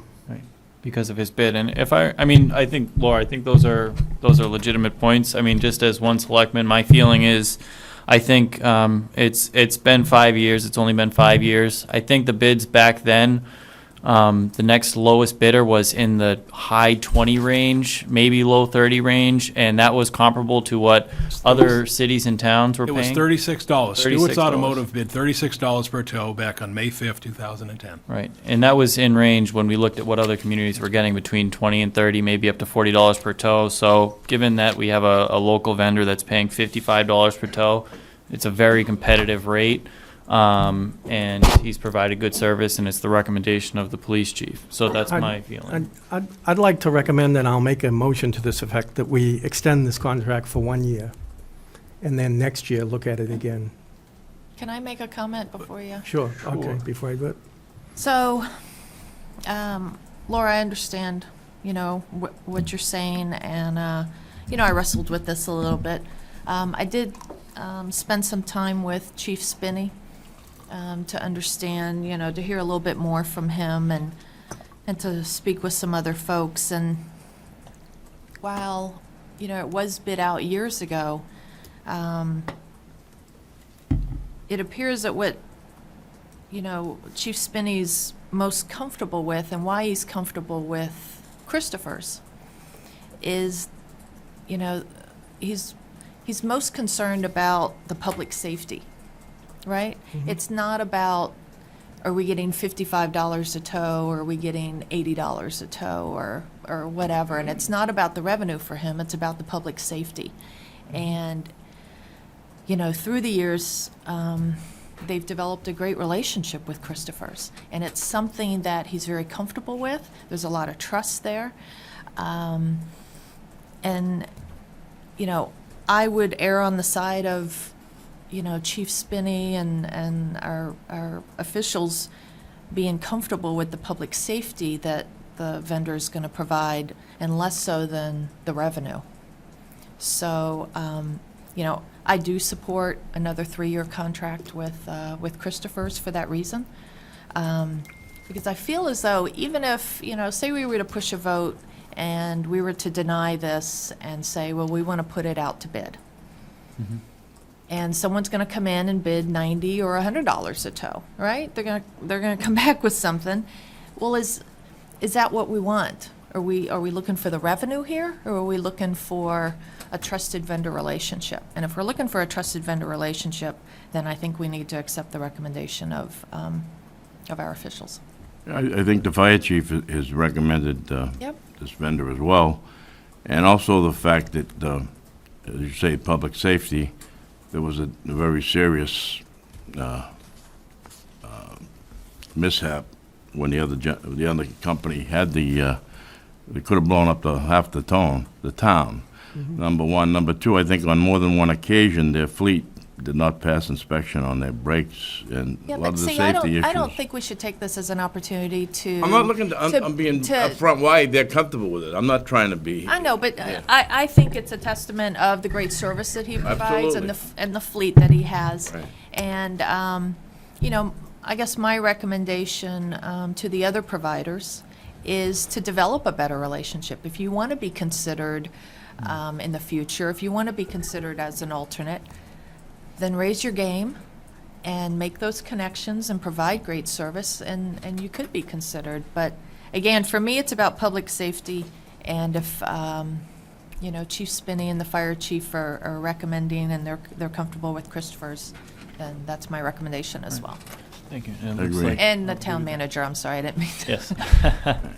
And so there was a motion from Bob on the floor. I'll see if there's a second to that, and if not. I'll we withdraw can- the motion, but I think that all contracts should be reviewed yearly. I mean, if I had my way, the town manager's contract would be reviewed yearly, you know? Well, but That's just me. But I would guess, I mean, the town manager is, along with the fire chief and the police chief, I'm sure they're constantly monitoring the service. Yeah, no, I that's don't being doubt that, provided. and Chris does a great job. I know, I've been out there at times when he's towed people, and he does a good job. I'm just, Yeah. It's also Paul a hates- very active. Paul hates the word transparency, but, you know, there are very few things that we vote on. Dogs being put to sleep and awarding a contract for the towing, so, Well, you know, there's I a just lot think of it should be things. every No, but year. there are a lot of things that we vote on, and Well, I understand around the transparency, but at the same time, I think this is about somebody just doing their job. Right. And Paul's doing his job, the police chief and the fire chief are Right. doing their job. all right. Okay, that's Maybe you fine. can- Then I withdraw my motion. Would anyone like to make a motion to award the contract for 3 years in accordance with the town manager's recommendation? So moved. So, hey, Oh, Second. so sorry. moved. Is there a second? Second. All in favor? Aye. Aye. Nays or abstentions? One nay. 4-1, contract is awarded. Thank you. I'm not sure the chief is gone, but, yeah, He Christopher, had to go thank you back for to your the service. station. He texted Oh, me he okay. had to be back at the station. So we'll let him know as well. Okay. And, so. Thank you. Yep. Thank Have a you. Good night. Next up are the DBW bid awards. Yeah, thank you, Mr. Manager. This is a contract that we award annually. This is for Public Works, materials and services. You can see the prolonged list. I don't think it's necessary that I read them all. No. But basically, it runs from crack sealing to catch basin cleaning, traffic markings, and obviously bituminous concrete, curbing, and, you know, and the such. So this is the standard. We do this annually. And these are Oh, all these either the low bidder or the Right, state bid right, list. Right, exactly. So- Right. There's no deviation from the lowest qualified bidder. I can tell you that prices are up slightly from a year ago, but that's reflective Up. of the market. For example, you know, the seal coating is the same. It was $8 a year ago. It is now, but catch basin cleaning has risen from $10.85 per basin to $11.25 per basin. Traffic markings, again, it went from, 7 cents a foot to, 7.5. So you can imagine there's just reflecting the improved economic conditions and obviously the investment in roads, that materials costs are slightly up. Great. Question, Paul, this covers the whole town, different streets, the whole Yeah, bit. right, this is just So when you- material. So then So we're when you- basically, yeah. we order, as needed as they're doing a project. Is So a PO done for that? Is what? A PO? How do they handle the tracking of it? Basically, when, for example, when they come in and let's say they're doing a sidewalk job or a road paving job. Right. They basically get the slips from the trucks as they come in. Right. They're sealed from the plant, and then basically they're handed the tear sheets as they come in. So that's Okay. how they track it. Okay, and then it goes to the, And that's submitted with the invoice for payment to the town accountant's office, so that way there's a So there's verification of probably what- only one PO that covers all hot topping to Right, a for the certain year, there's vendor, one- to a certain vendor. Exactly. Right, okay, Right. all right, thank you. Great. Any other questions? Would entertain a motion, maybe as presented. Move that we approve the recommendations of DPW bid awards as presented by the town manager. Is there a second? I'll second. All in favor? Aye. Nays or abstentions? Abstain. One abstention. Okay, motion passes. Thank you. We'll move on to item number 8. We have one applicant, Brian Strip, to the Community Preservation Committee. Yeah.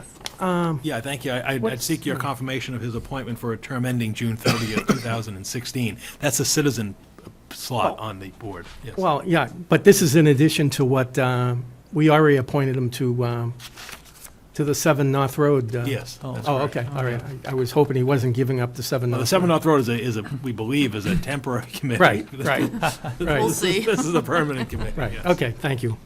Hopefully. Yep, very good. Move that we confirm the appointment, it's your appointment, Paul? Yes, yeah. Confirm the appointment of the town manager of Brian Strip to the Community Preservation Committee. That's good. The town manager's appointment. I Yeah, said it already. yeah, you said to that effect. For term, Oh, Term ending June 30th, 2016. thank you. I'll second it. All in favor? Aye. Nays or abstentions? That's unanimous. Agreed. Board of Selectmen goals. You'll see the list here. I typed these up with some corrections and added the few goals, additional goals towards the bottom, deleted a few that we had discussed, and this is the new list we've come up with. Should be all encompassing, but we can certainly add anything tonight or make any changes necessary, and we could come back to this and add things throughout the year if we find that necessary as well. Are there any questions? You can take a minute to look over them again if need be. Just one thing, on item 6, Sure. I take exception personally to the board will continue to support affordable housing initiatives. I don't support private ones. I only support townwide ones that are done through David Hedison. I think you'll find that Mr. Edison's involved in most affordable housing Yeah, but decisions. if they want to build something on Chelmsford Street, right, and it's him, I'm all in favor of it. If it's XYZ Corporation trying to make a profit, I'm not in favor of it. You see the difference, George? Sure. I mean, we could easily change I don't this. agree with the rationale, but I mean, Well, why don't we just say we'll continue to support the Chelmsford Housing Authority's affordable housing initiatives and consider other affordable housing initiatives. it'd have to be That's bid. fine. What, it has to be what? It would have to be bid anyway, right? What? It's all prevailing wages. So No, matter I'm who talking it is. about a private company building it versus David Hedison building it. Right. Yeah, private So, 40 meters. the private one doesn't have to be bid. Consider. No. That has to be approved, it has to meet Oh, it the has to go specs. through I 40B mean, and- and yeah. the only reason we would approve it, we being, because I'm on housing Right, yeah, I know advisory you are. board, Yeah. but David is a representative on there, and he comes in and he reviews everything with us, because we are trying to meet that 10%. Yeah, well, I'm making, I'm, And that's basically what it's about, I'm making the statement that I don't agree with it. That's fine. And, Yeah. I like the amendment you made. Would everyone be okay with that amendment? Again, it would read, the board will continue to support Chelmsford Housing Authority affordable housing initiatives, consider other affordable housing initiatives, and direct the Housing Advisory Board to update the town's That's housing fine. production plan. That be friendly for everyone? Friendly? Okay, Yes, so, yeah. if we can. All right. Any other questions or additions, subtractions? Give everyone a minute until someone would like to make a motion. I just want to see the new ones here. Yeah, the last 3 or 4. Yeah.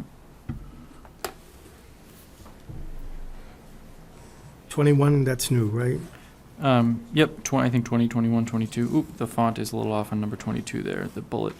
And I'll just, for people at home who may be interested, number 12, I changed that bullet point for the Grinder Pump Study Committee to read, the board will actively monitor the progress of the Grinder Pump Study Committee and provide feedback on potential changes to the bylaw and other aspects of the program's implementation. Yeah, that sounds good.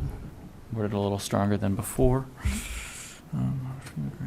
And a few of these are pretty close to being completed, and hopefully by next year we can actually finally take them off the list, but there was quite a few last year we weren't able to fully complete in 1 year, but. Okay, with the exception of that one change I made, I'm fine. Okay. Would you like to make a motion to approve the goals as amended? Yep. I recommend that we approve the Board of Selectmen proposed goals as amended. I'll second. All in favor? Aye. Nays or abstentions? It's unanimous. Great. Very good. Board of Selectmen liaison assignments, number 10. These haven't changed since, as we discussed at the last meeting. Any final changes? Everyone still happy with their assignments? If so, I'll enter. Let me just, does this have civic in it, or? I think because a member sits on here, we don't actually have it as a liaison assignment, because I'm an actual sitting member. Yeah, because you're a member. Right, And right. I was just, when I was sitting, I was just not a non-selectman member. Yeah, Right. member as And well. you on there anymore, Bob? Hmm? You're not on there anymore? No, I'd like to pass it on, So- only because so- of what's going on in my life and that type of thing. Okay, well, we can talk about that another day. You can make a I'll- movie out of it if you want. Maybe we can add that for a goal next I feel I year. accomplished a few things. Oh, absolutely. Maybe I don't have to carve my name in stone. Okay, Maybe someday, it'll be one of our recommendations, Bob. yeah. Find a sidewalk somewhere. Yeah. Kidding. Would you like to make a motion to approve these? Yeah, assignments? make a motion that we approve the liaison assignments, 2016 Board of Selectmen liaison assignments as presented by the chairman. I second. All in favor? Aye. Aye. Nays or abstentions? That's unanimous. Great. Does What- this mean now I can vote at the Yeah, CPC CPC. As long as you get sworn in at the town clerk's office, because you have that's a to voting send the letter, position, right? Yeah, we'll send not Yeah. really liaison They'll send the assignment. letter. Paul will send it. because we had that question at the last meeting. Okay. So, yeah, just make sure you stop by and see Honorina or Thad before the meeting, and, yeah, definitely. Now, that includes the ones on the second page, too, that we just voted on. Yes, Right, yeah, okay, it good. just wouldn't fit. Okay, we have the regular meeting minutes of March 9th, 2015. Any questions or changes? Okay, Bob was I not wasn't present, there, so, and also make it. Laura was not present. so- Make a motion to approve the regular meeting minutes of March 9th, 2015. George, would you like to second that? Second. All in favor? aye. Oh, Aye. I'm Any sorry. Nays or abstentions? Abstain. Abstain. 2 abstentions. Get that, Vivian? Great. Next, we have Selectmen Liaison Reports and Referrals. We have Do another March set of minutes. 23rd, March 23rd Oh, minutes. sorry, flip the page. March 23rd, is there a motion to approve? Was I here? Yeah. Move to approve the minutes of March 23rd, 2015 as presented. Second. All in favor? Aye. Nays or abstentions? Abstain. 1 abstention. Very good. We can move on to liaison reports and referrals. Janet, would you like to start this week? All right. This was all. I attended the Board of Health meeting just prior to this meeting, and there was a lot of discussion about raising the tobacco sales to age 21. Dr. Lester Hartman, who's a doctor, was in attendance. So just to quickly recap, there are 63 towns in Massachusetts that have this age 21 requirement. And Needham was one of the first ones, and as a result, they've seen, they have the lowest high school smoking rates. So there's, Really? yeah, it's actually, it's very interesting, and, at first, I'm not big in the government telling folks what to do, but the more I listened to them, the more I was actually a proponent of this, because it seems like it makes it a much more attractive community to folks. We talk a lot about being a green community, and we have the bike trail, and we're so healthy and health conscious here, and that just seems to be like kind of the next component of it.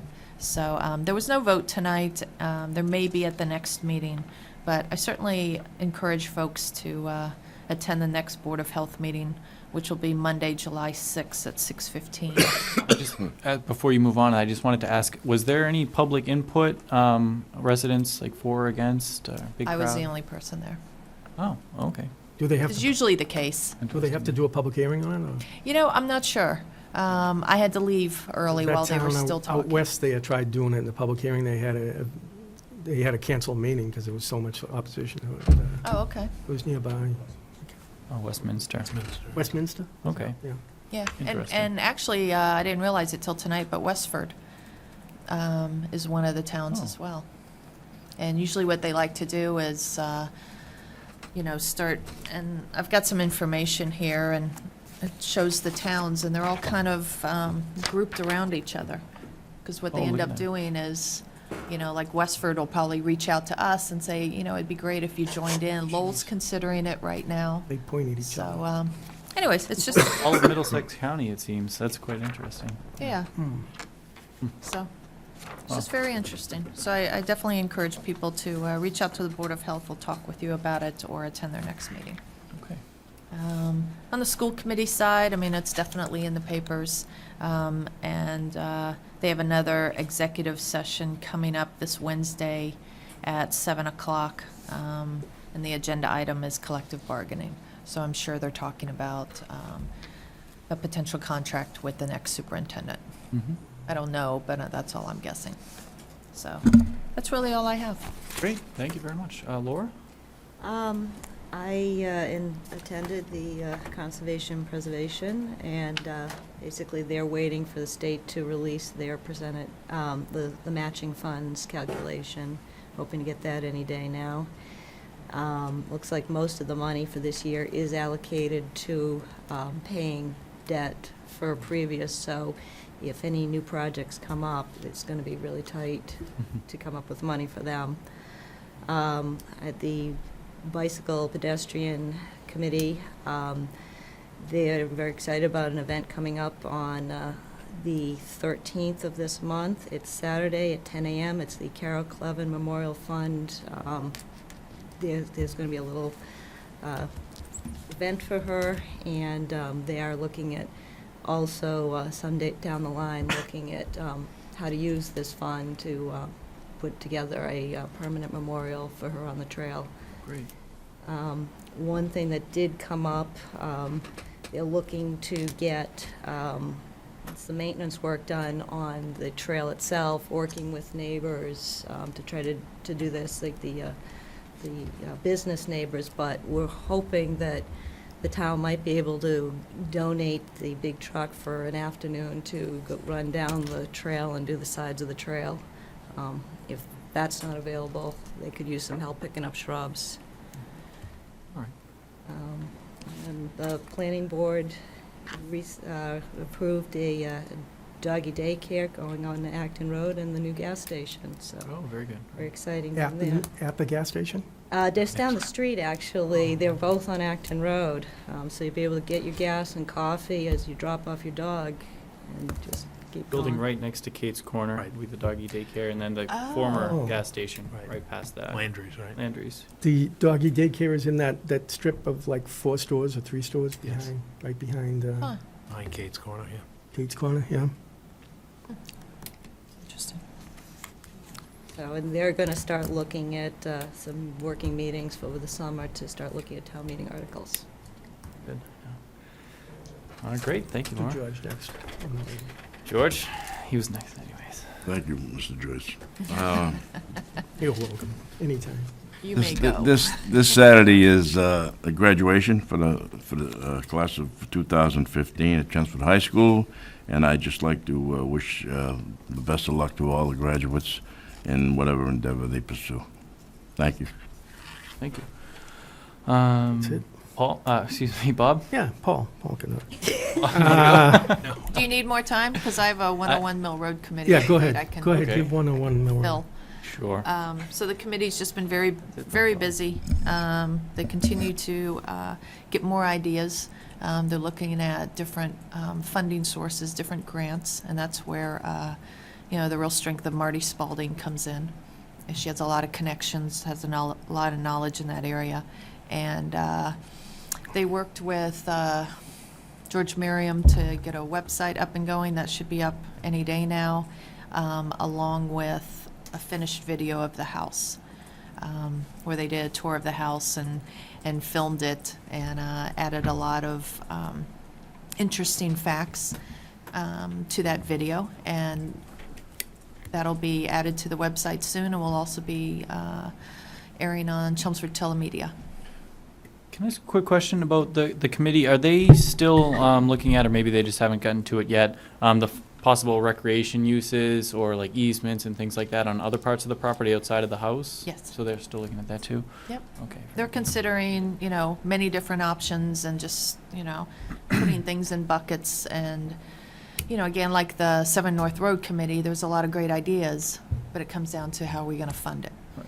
So, they're making that request to folks as well, as if you have an idea, how are we going to make that work? Some of the newer ideas, one is, and we understand you have to address the handicap accessibility issue. Well, once you do that, it opens up a lot of possibilities, including, I know when they look at full-day kindergarten and, having to use the old Westland School, what are we going to do with... The CHIPS program? No, not the CHIPS program, but some of the community ed. Community ed. And so that could be a place where, adults are going to take some classes. It's fully wired. It's got great internet over there. So, some of those classes could shift over there because it's about, how do we keep the lights on? How do we get revenue in that building? So we're talking to a lot of folks, and again, a lot of great ideas. Oh, it sounds like it. Yeah. Bob, you ready? Yep, I'm ready. All right. I earlier announced all the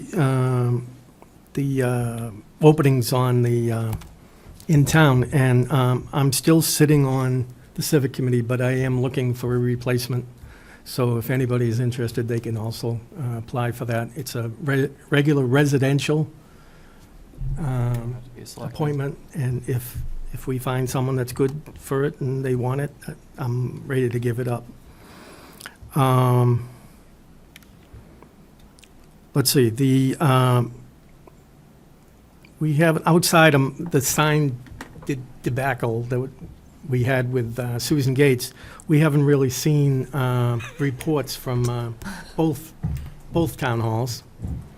I'd like to get a report, maybe. What reports? Financial financial reports? reports? Oh. Yeah. Darlene Lucy is going to be in at your next meeting, giving a Okay. complete financial But report. can you ask her for a specific We'll one? make sure, for- we'll make sure that's included.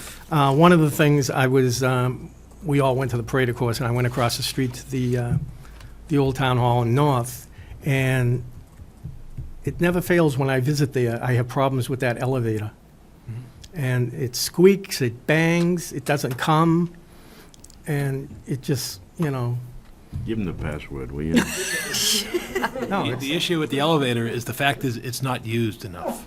that That's right? the problem. That's needs the more grease. No, it's not more grease. The problem with an elevator, the worst thing you can do with an elevator is not use it. It's Yeah. like a lot of other things, and the problem is that it's infrequently used. Not saying that, it's not a sense statement that the building is infrequently used, Right. but the elevator itself is not infrequently used, and therefore, it then creates problems when you utilize it. And so it's not as though we don't have a maintenance contract, it's not as though we don't service it. It's just a fact of life that, that an elevator is best operates when it's used. And that's the problem, Bob, is it just isn't heavily utilized, and so kinda, therefore yeah. it then becomes It's a kind little of jerky. scary. It's Yeah, kind of scary right. sometimes. But it's not unsafe, it's just, And, I don't know how we solve that I problem. don't think we'd go a day or more in the center town hall with it No, doing that. well, because the center, if It gets used a lot more. Used more, it wouldn't have the problem. Just like the elevator in this building, we don't have the problem because it's used more frequently. The level Just problem- stop by more and use them. Yeah. That will probably be the same problem with the elevator that's in the fire station, too. It probably won't get used a lot, Okay,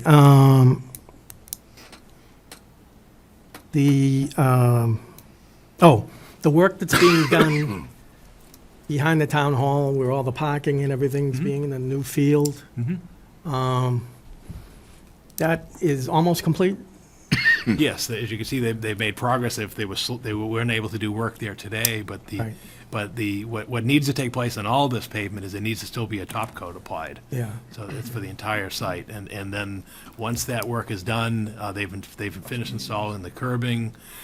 Then after the pavement is put on, then you'll have the Lines. line spaced, and at that point they will then reconstruct the softball field. Okay, that would be the last thing. That'll be the last thing done. Okay, and in connection with that, once the project is done, can you give us a report on how much it cost us? Sure. and where the funds came from. Sure. Because I understand there were other funds that were given by other people, and I Right, like to. including the planning board, right? The planning Right. board gave some For funds. the and- 45G And the or housing whatever it is. authority and so Right. forth. Yeah, we'll give you a report on Okay, that. so you can just put that on the to-do list for, once you're done with the, I know you can't do it now because you're not done doing the work, so. Right. And that's it. Okay, very good.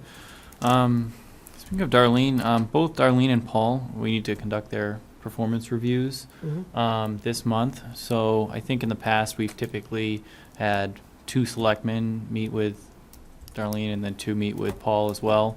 That creates an open meeting law issue. Is it usually 1 selectman? Right, if you have more than one, then you have to post it, and because it's an evaluation, it has to be done in open session. So, not saying don't use 2, I just want you, because you saw another community nearby got noted on that Is that issue. new, Paul? The two thing? No, that's the board, the Attorney General and the interprets and enforces the statute that Right. two or more is a subcommittee. Okay. So, And so I'm not saying you can't have 2 So, people, I'm just saying if you have 2 we'd have people, to make post sure it you then, post the right? meeting, that's all. Okay, wasn't exactly And therefore, it's a sure. meeting open to the public because you're considering somebody's performance, Mhm. and that's all. Okay. Well, I don't know exactly how folks want to handle it. If you want to, I can send out the evaluation forms, and you can, I think in the past, what Pat did last year, everyone provided their comments to Pat for the performance review and things to be included in the goals and evaluation. how long does that form go back? No, I mean, it seems like every year it's the same form. I looked back in my archives and I actually found a review on Bernie. It was totally different. I can tell you the appraisal system's been in existence prior to my arrival, and that's now 8 years, so I'd say it's probably at least a decade old, but it periodically gets reviewed by the personnel board, But that form is entirely different than what I had ever seen before. I don't know what they used Yeah, okay. before. It's been changed in the last 20 years then? Is that what you're saying? No, I think we should look at it and maybe add things or subtract things. I didn't like the way Pat did this last year. She, basically threw it out there and then said, make corrections. But basically, some of the stuff's old, some of the stuff wasn't old, but anyway. Okay. Well, I that's- mean- That's just my feeling. Well, I mean, I since it's so late in the game, I'd say we stick with the form. But if there was This is another form that I used. a process about it that you didn't like, then let's talk about changing that Right, process. Well, My recommendation would be that Matt speaks with Paul, and you as the vice chair speak with Darlene, and we provide our input. Yeah, it's always been somebody. And then it comes back and one it's or two discussed have- in the open session. Right. Right. Discuss publicly. Would you be interested in doing that? Yeah, I'll do that. Okay. No, that sounds like a good plan, and maybe at the next personnel committee, I know they typically only meet as needed, you could, if you had something specific about the form or some ideas you wanted to discuss with them, you could probably get that added to their agenda. There's only 3 people on the personnel, right, Paul? Well, it's 5 when Oh, it's fully well. appointed, right? And they don't really have a regular scheduled And there's meeting no selectmen on unless it. needed, so. No. All right.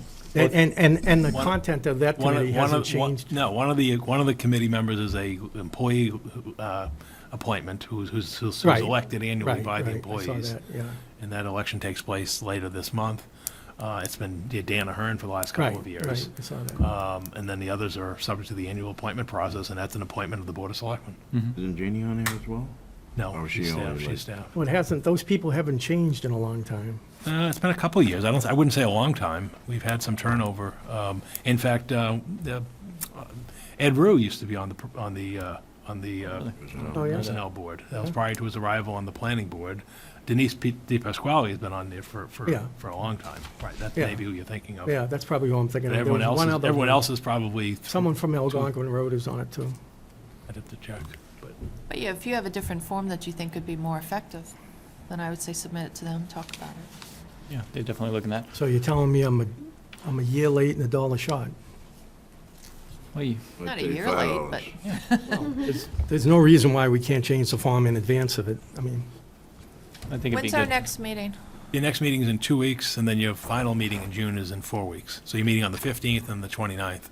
And then one in July. And then we go to the 3-week schedule starting in July. 29th.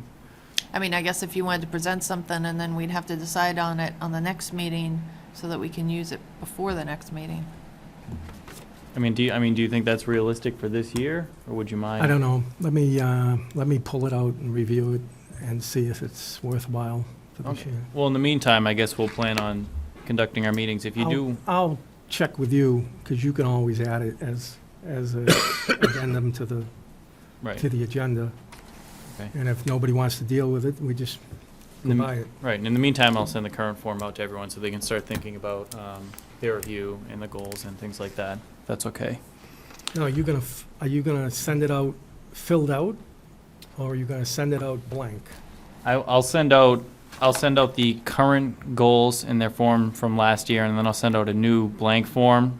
And if you have any suggestions on any, I guess any goals or any comments on how they performed last year, performed against their goals, anything like that, you could fill that in and send those comments back to me, and then I'll compile them. That's okay with everyone. So you'll have last year's and a new blank one for this year, and an area for your comments. Okay, thank you. But then you're gonna meet with Paul, and Paul's gonna provide his input on Right. the goals. Okay. And I'm gonna meet with Darlene. Mhm. And who's got the paperwork on that? I have you it gonna all. I can to send me? it to you. Okay, Yeah. send it to me. Send it to Bob. Okay. Other than that, I'm just going to announce, well, actually, one other thing. NIMCOG, at our last meeting, I'm not sure if I mentioned this last time, we sent a letter to the governor's office requesting the release of the funding for the Rourke Bridge. If you remember, we spent, I think, over $400,000 on a study that studies the entire corridor, basically from Drum Hill through the Rourke Bridge. And we put all this time and effort in, and then we're waiting on that funding to be released. And along with a lot of other funding, it's been caught up with the new transition. So just wanted to make everyone aware that we did, send a letter requesting that they release that. That funding. includes widening the road from Drum Hill all the way to the bridge as well? Is that the one that Pat sat on? Yes, exactly. Yeah, a lot of different improvements. So, And, what was I gonna say? Yeah. Yeah, never mind. okay. Other than that, I'll just announce my office hours Thursdays at the at Panera, Drum Hill, from 5 to 6 p.m. If you have any questions or comments. Other than that, I will entertain press questions. All right, none. Is there a motion to adjourn? Motion to adjourn. Second? All in favor? Aye. It's unanimous. Thank you very much, everyone. Good evening. Good job.